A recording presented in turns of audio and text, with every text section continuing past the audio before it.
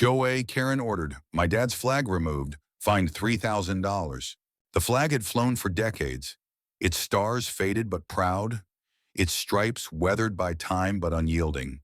It was more than fabric to old Mr. Hargrove. It was his service, his sacrifice, his story."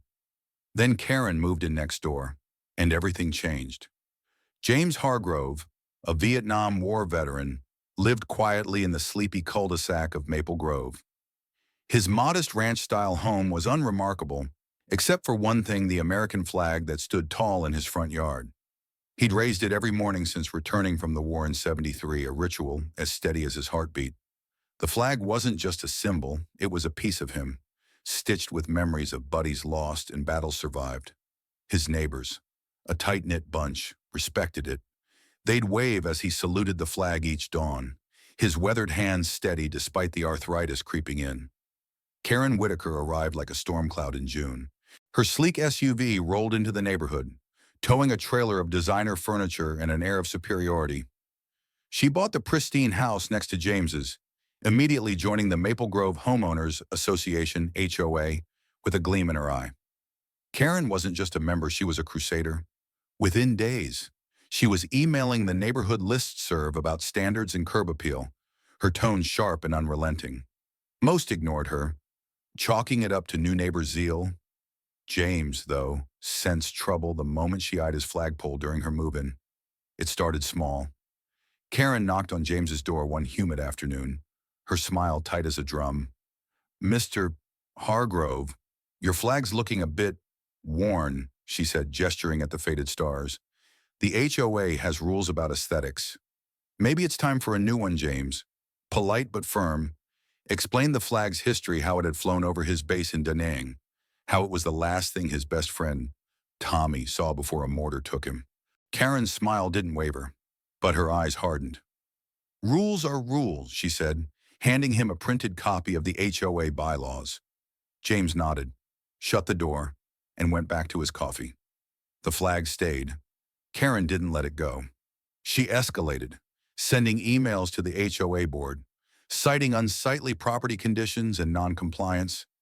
She took photos of the flag from every angle, zooming in on frayed edges and sun-bleached patches, attaching them to complaints filed with the board. Neighbors whispered about her obsession. "It's just a flag," said Maria, who lived across the street. "Why's she so worked up?" But Karen wasn't just worked up, she was relentless. She'd stop by James's house daily, leaving notes taped to his mailbox: "Please replace flag per HOA guidelines." James ignored them, but the notes piled up, each one sharper than the last. The tension simmered through July. Karen's complaints grew louder, her emails now CC'd to every resident in Maple Grove. She quoted bylaws about maintaining property values and hinted at fines. James, stubborn as ever, kept raising his flag. He'd seen worse than Karen in Vietnam. Her petty crusade didn't scare him, but it wore on him. His daughter, Emily, who visited every Sunday, noticed the strain in his eyes. "Dad, just get a new flag," she urged. "It's not worth the fight." James shook his head. "It's not about the flag, it's about what it means." Then came the twist no one saw coming. At the August HOA meeting, Karen unveiled her trump card, a petition signed by 3 other residents, demanding James's flag be removed for violating community standards. The signers were newcomers, easily swayed by Karen's promises of upgrading the neighborhood. But one signature stood out: Tom Reynolds, James's neighbor of 20 years. Tom, a quiet retiree, had always been friendly with James. His betrayal stung worse than Karen's attacks. Emily, who attended the meeting, saw her father's face fall when Tom's name was read. "How could he?" she whispered, gripping her father's hand. The meeting erupted. Neighbors who'd stayed silent stood up, voices shaking with anger. Maria, a nurse who'd lived in Maple Grove for a decade, called Karen's petition disgraceful.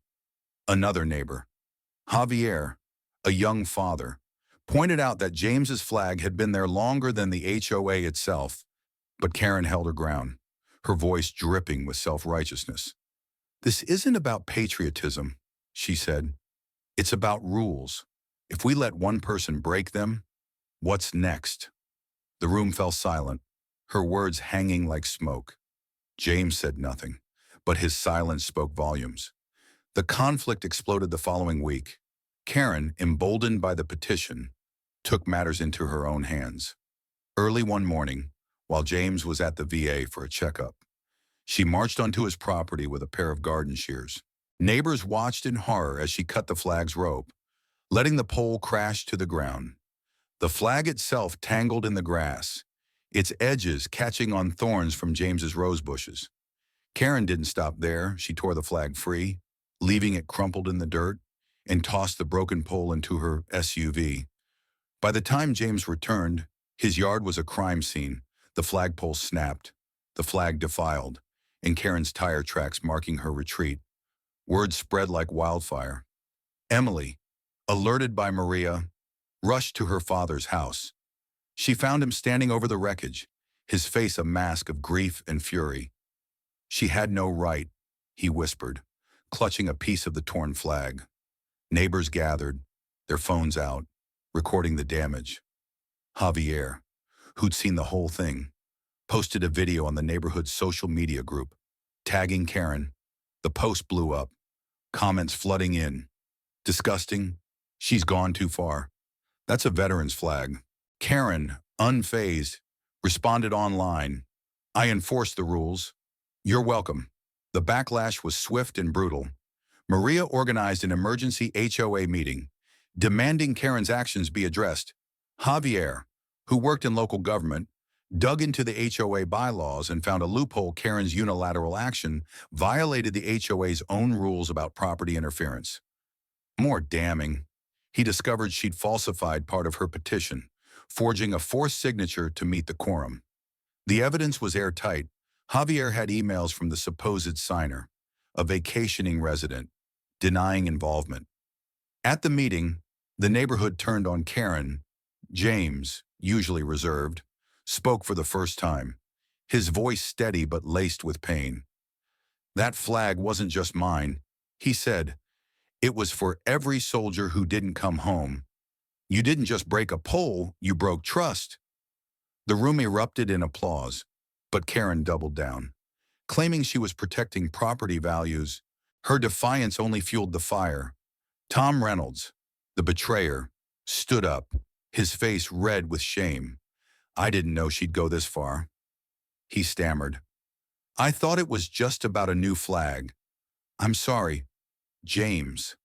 The apology hung heavy, but it was too late to undo the damage. The HOA board, pressured by the outcry, acted decisively. Karen was fined $3,000 for property damage and violation of HOA protocols. The forged signature sealed her fate. The board stripped her of her membership and banned her from future meetings. But the real punishment came from the community. Neighbors shunned her, refusing to wave or smile as she passed. Her SUV, once a symbol of her status, sat untouched, its tires collecting dust. The flagpole was replaced within days, funded by a neighborhood crowdfunding campaign that raised thousands. A new flag, crisp and vibrant, flew higher than ever, a silent rebuke to Karen's crusade. James didn't gloat. He resumed his morning ritual, saluting the new flag with the same reverence. Emily, watching him one Sunday, felt a swell of pride but also sorrow. "You okay, Dad?" she asked.